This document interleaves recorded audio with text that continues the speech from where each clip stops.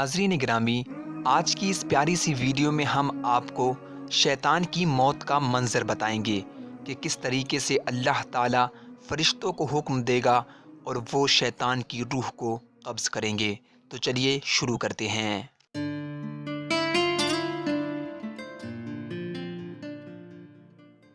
ناظرین، احنف بن قیس رضی اللہ تعالیٰ عنہ فرماتے ہیں کہ حضرت عمر رضی اللہ تعالیٰ عنہ سے ملاقات کے لیے ایک مرتبہ مدینہ منورہ جانا ہوا۔ ایک مجمع میں حضرت کعب رضی اللہ تعالیٰ عنہ کو تقریر کرتے ہوئے دیکھا تو میں بھی ان کی تقریر سننے کے لیے ان کی مجلس میں بیٹھ گیا۔ وہ فرما رہے تھے کہ حضرت آدم علیہ السلام نے وفات کے وقت اللہ تعالیٰ سے عرض کیا، یا اللہ، میری موت سے میرا ازلی دشمن ابلیس بہت ہی زیادہ خوش ہوگا، اس کو تو قیامت تک زندہ رہنا ہے۔ جواب ملا، آدم، تم انتقال کے بعد جنت میں چلے جاؤ گے اور وہ ملعون قیامت تک دنیا میں ہی رہے گا۔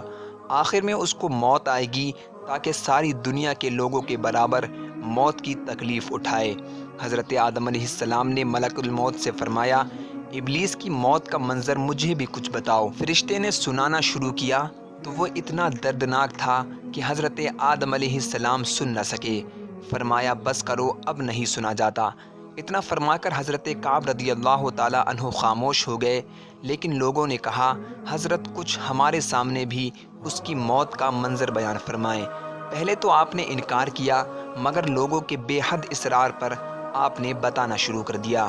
ناظرین، جب قیامت قریب آئے گی تو لوگ حسب عادت بازاروں میں مشغول ہوں گے۔ اچانک ایک روز زوردار دھماکہ ہوگا جس سے بہت سے لوگ بے ہوش ہو جائیں گے۔ اللہ تعالیٰ ملک الموت سے فرمائے گا، میں نے سب سے زیادہ تمہارے مددگار و معاون بنائے اور تم کو ان سب کے برابر طاقت دی۔ میرے غصے اور غضب کا لباس پہن کر جاؤ اور ابلیس ملعون کی روح کو قبض کر لو، اور اس کے ساتھ تمام انسانوں اور جنوں سے زیادہ سختی کرنا، اور تم لوگ مالک یعنی کہ داروغہ جنت سے کہو کہ جہنم کے تمام دروازے کھول دے۔ ناظرین، ملک الموت غیظ و غضب میں بھرے ہوئے بہت سے فرشتوں کو ساتھ لے کر دنیا میں اس طرح آئیں گے کہ آسمان و زمین والے دیکھ لیں تو خوف کے مارے پگھل جائیں۔ ابلیس کے پاس پہنچ کر بہت زور سے ڈانٹ لگائیں گے، جس سے ابلیس پوری طرح سے دہاڑے مار مار کر چیخے گا۔ اگر دنیا والے اس کی آواز سن لیں تو بے ہوش ہو جائیں۔ ناظرین، ملک الموت ابلیس سے کہیں گے، خبیث، تو نے بہت طویل عمر پائی اور بے شمار انسانوں کو گمراہ کیا جو تیرے ساتھ جہنم میں جائیں گے۔ آج ان سب کے برابر تجھے موت کا مزہ چکھاؤں گا۔ تیری مہلت اور ڈھیل کا وقت ختم ہو چکا ہے، اب تو موت سے بھاگ نہیں سکتا۔ ناظرین، ابلیس گھبرا کر مشرق کی جانب بھاگے گا تو کبھی مغرب کی جانب، لیکن ہر طرف اپنے سامنے ملک الموت کو پائے گا۔ سمندر میں گھسنے کی کوشش کرے گا تو سمندر اس کو نکال کر باہر پھینک دے گا۔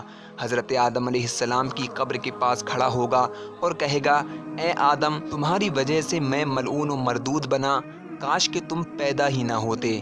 پھر ملک الموت سے کہے گا، کتنی سختی اور تکلیف کے ساتھ میری جان نکالو گے۔ یہ سن کر حضرت عزرائیل علیہ السلام فرمائیں گے، جتنے لوگ جہنم میں ہیں ان سب کی موت سے کہیں زیادہ تکلیف اور سختی کے ساتھ تیری جان نکالوں گا۔